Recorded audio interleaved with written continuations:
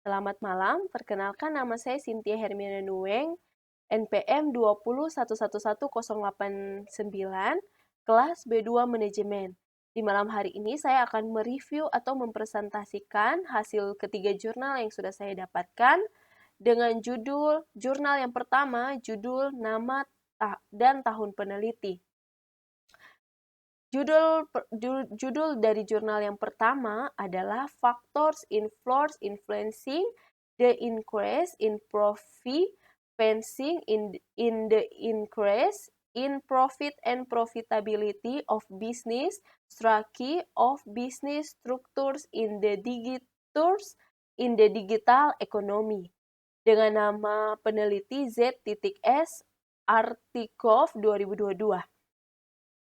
Hasil atau temuan peneliti sehingga menarik dan bermanfaat untuk menganalisis secara kuantitatif ketergantungan hasil transformasi digital terhadap faktor lingkungan internal atau digital maturity perusahaan dan eksternal atau proses digitalisasi di negara, industri, atau kota, perusahaan. Pertanyaan tentang pengaruh proses digital dalam ekosistem pada transformasi digital perusahaan tetap terbuka.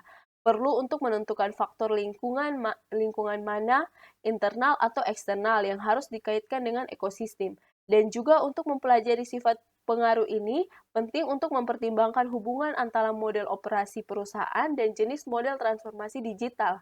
Selain itu, disarankan untuk mempelajari secara terpisah proses integrasi teknologi dan pilihan solusi teknologi dalam proses transformasi digital.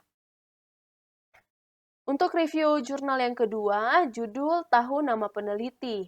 Judulnya Profitability Analysis of Selected Indian FMCG Company dengan nama peneliti Dr. Dinesh Chandra dan MS Nagamah 2021. Masalah penelitian saat ini pasar FMCG sangat terkonsentrasi di daerah perkotaan. Alasan dibaliknya adalah kenaikan pendapatan kelompok berpenghasilan menengah dan itu adalah salah satu alasan utama pertumbuhan pasar FMCG India. DCH 2018. Namun belakangan ini banyak perusahaan FMCG terkemuka di dunia yang mulai mengikuti strategi go rural.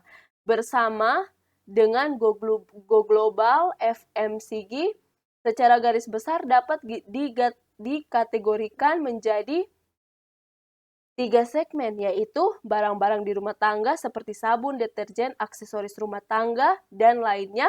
Dan yang kedua, barang-barang perawatan pribadi seperti sampo, pasta gigi, produk cukur, dan yang lainnya. Dan yang ketiga, makanan dan minuman seperti makanan ringan, makanan olahan, teh, kopi, minyak nabati, minuman ringan, dan yang lain-lainnya. Saat ini, para pemimpin global di segmen FMCG adalah Nestle, ITC, Hindustan Unilever Limited, Reckitt, Benckiser, Unilever, Procter dan Gamble. Coca-Cola, Carlsberg, Kleenex, General Mills, Pepsi, Gillette, dan lain-lain. Joshi 2013, sektor FMCG adalah sektor yang paling berkembang di India karena di India permintaan pasar domestik sangat tinggi dibandingkan dengan negara-negara maju dan berkembang lainnya. Pestil dan Jaffa 2019, sektor FMCG adalah kontributor utama bagi ekonomi India. Ini adalah sektor terbesar keempat ekonomi India dan menyediakan lapangan kerja bagi sekitar 3 juta orang yang menyumbang hampir 5% dari total lapangan kerja pabrik di negara tersebut. Minsa Siddhartha 2019. Teori-teori yang digunakan.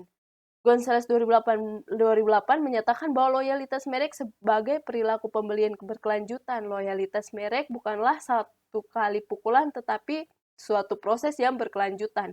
Ini membantu perusahaan untuk mendapatkan preferensi pelanggan, niat membeli, dan profitabilitas yang terjamin. Loyalitas merek adalah penafsir kinerja ekonomi perusahaan. Joshi Alpha 2013 menyebutkan rasio profitabilitas dianggap untuk mengevaluasi kemampuan perusahaan dalam menciptakan pendapatan. Untuk menjelaskan betapa pentingnya profitabilitas penting untuk bisnis, mengatakan jika bisnis kecil memiliki investor yang luar yang telah masukkan uang mereka sendiri ke dalam perusahaan, promotor pasti harus membuktikan profitabilitas kepada investor tersebut. Analisis profitabilitas menjadi perhatian penting bagi investor karena mereka mendapatkan pendapatan darinya dalam bentuk dividen. Pada saat yang sama, laba dianggap penting bagi kreditur karena laba adalah sumber dana asli untuk kewajiban. Selain itu, juga menjadi tolak ukur untuk mengukur efisiensi manajerial dalam merumuskan dan melaksanakan perencanaan dan pengambilan keputusan. Hasil temuan penelitian setelah melalui analisis profitabilitas perusahaan FMCG India yang dipilih untuk periode dekade mulai dari tahun 2011 hingga tahun 2019 untuk margin laba bersih, pengembalian modal yang digunakan, dan margin operasi terdapat perbedaan yang signifikan antara perusahaan yang dipilih. Sedangkan untuk return on net, nilai dan pengembalian aset tidak ada perbedaan yang signifikan antara perusahaan FMCG India yang dipilih, yaitu ITC India, Dabur India, dan Mereko India. Namun, profitabilitas keseluruhan setelah mempertimbangkan kelima rasio profitabilitas secara kolektif, ITC dianggap memiliki kinerja yang lebih baik di antara perusahaan yang dipilih selama periode studi yang dipilih. Meskipun ada perubahan substansial dalam kapitalisasi pasar perusahaan-perusahaan ini. Review jurnal yang ketiga, judul tahun nama peneliti. Judulnya The Effect of Profit Sharing Financing on the Profitability of Islamic Banks in Indonesia. Lailan Syafina 2022. Masalah penelitian, perbankan syariah memiliki potensi yang cukup besar bagi masyarakat dalam melakukan urusan pembiayaan.